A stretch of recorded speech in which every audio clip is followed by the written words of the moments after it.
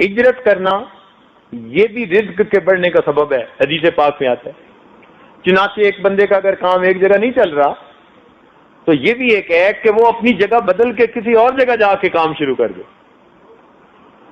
اللہ تعالیٰ اس کے لیے ہو سکتا ہے وہاں رزق کھول دے۔ اور ایک آخری بات حدیث پاک میں جو کہی گئی کہ بار بار حج اور عمرہ کرنا یہ بھی بندے کا رزق بڑھنے کا ایک سبب بن جاتا ہے۔ جو آدمی آتا تھا نا جی کہ اللہ کے نبی میرے رزق کی تنگی ہے، نبی علیہ السلام فرماتے اچھا حج کر کے آؤ، حج کر کے آؤ۔ ایک اور بات بھی بتاتے تھے لیکن وہ آپ کو نہیں بتانی، اس کے لیے جوان بھی تیار ہوں گے، بوڑھے بھی تیار ہوں گے۔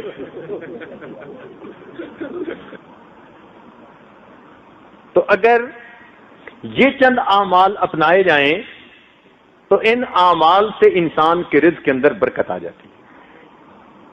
کچھ لوگوں کو اللہ تعالیٰ دیتا ہے تو وہ کثرت سے حج اور عمرہ کرتے ہیں، یہ اچھی عادت ہے۔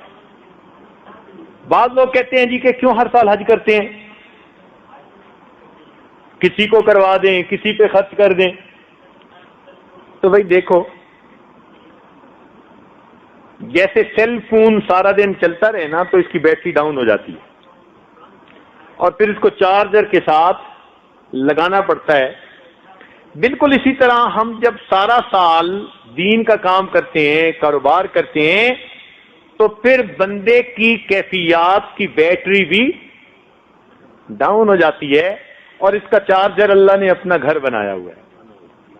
اس لیے جن لوگوں کو اللہ دے، اگر وہ ہر سال اس نیت سے حج یا عمرہ کریں، ہم وہاں جائیں گے اور بیٹری چارج کروا کے آئیں گے اور پھر دین کا کام کریں گے، تو ہر سال حج اور عمرہ کرنا ان کے لیے برکتوں کا سبب بن جائے گا۔ بھئی بتائیے کہ کپڑا میلا ہو تو پھر واشنگ مشین میں جاتا ہے یا نہیں جاتا؟ واشنگ مشین میں ڈالتے ہیں نا میلے کپڑے کو، ہفتے میں ایک دفعہ میلا ہو تو ایک دفعہ ڈالتے ہیں، روز میلا ہو تو روز ڈال دیتے ہیں، ایسا ہے نا؟ واشنگ مشین میں دھو کے نکال لیتے ہیں۔ اللہ تعالیٰ کی شان، بیت اللہ شریف کے وہاں 7 چکر لگاتے ہیں طواف کے، واشنگ مشین میں بھی تو چکر لگتے ہیں نا۔ ایسے ہی مجھے تو لگتا ہے کہ جو آدمی اپنے میلے دلوں کے ساتھ اللہ کے گھر جاتا ہے وہ دلوں کے دھونے کی واشنگ مشین ہے، اللہ 7 طواف کے چکر لگا کر دھو کے نکال دیتے ہیں۔ اس کی دعائیں کرنی چاہیے، اللہ رب العزت سے مانگنا چاہیے۔ اور ویسے بھی جن کو اللہ دے وہ ہر سال حج کریں، کیوں؟ اب حالات ایسے ہیں، کیا پتا کون سا حج ایسا ہو جس میں اللہ کے مقبول بندے دنیا میں ظاہر ہو جائیں، تو اس نیت سے حج کرے گا تو اور دگنا ثواب مل جائے گا۔ اعمال صالحہ کا ایک فائدہ کہ اللہ تعالیٰ برکتیں عطا فرما دیتے ہیں، صرف رزق میں نہیں، ہر چیز میں برکت، صحت میں برکت، عمر میں برکت، وقت میں برکت، عقل سمجھ میں برکت، اولاد میں برکت، دین میں برکت، عزت میں برکت، ہر چیز میں اللہ تعالیٰ برکتیں عطا فرما دیتے ہیں۔ چنانچہ ارشاد فرمایا وَلَوْ أَنَّ أَهْلَ الْقُرَىٰ آمَنُوا وَاتَّقَوْا، قرآن عظیم الشان، دیکھو اللہ کا کلام کیسا۔ اللہ تعالیٰ فرماتے ہیں اگر یہ بستی دیسوں والے ایمان لاتے، تقوی کو اختیار کرتے، لَفَتَحْنَا عَلَيْهِمْ بَرَكَاتٍ مِّنَ السَّمَاءِ وَالْأَرْضِ، ہم آسمان زمین سے برکتوں کے دروازے ان پر کھول دیتے۔ اللہ تعالیٰ برکتوں کے دروازے پھر کھول دیتے۔ وقت میں برکت ہو جاتی ہے، تھوڑے وقت میں زیادہ کام سمیٹ لیتا ہے۔ آپ نے دیکھا نا کچھ لوگوں کو، وہ کہتے ہیں یار سارا دن بھاگتے رہتے ہیں، کام سمٹتے نہیں ہیں،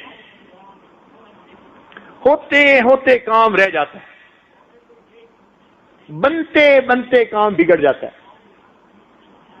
کیا وجہ ہوتی ہے؟ برکت نہیں ہوتی۔ اور جن کو اللہ تعالیٰ مہربانی کر کے برکت دے دیتا ہے، تھوڑے وقت میں اللہ تعالیٰ ان کے زیادہ کاموں کو سمیٹ دیتا۔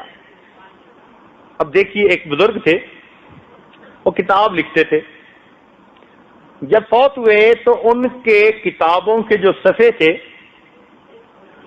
ان کی تعداد گنی گئی اور زندگی کے جو دن تھے ان کی تعداد گنی گئی، ہر دن میں 20 صفحے کتاب کے لکھنے ان کے نکلے۔ اب 20 صفحے تو ہم روز پڑھتے نہیں ہیں،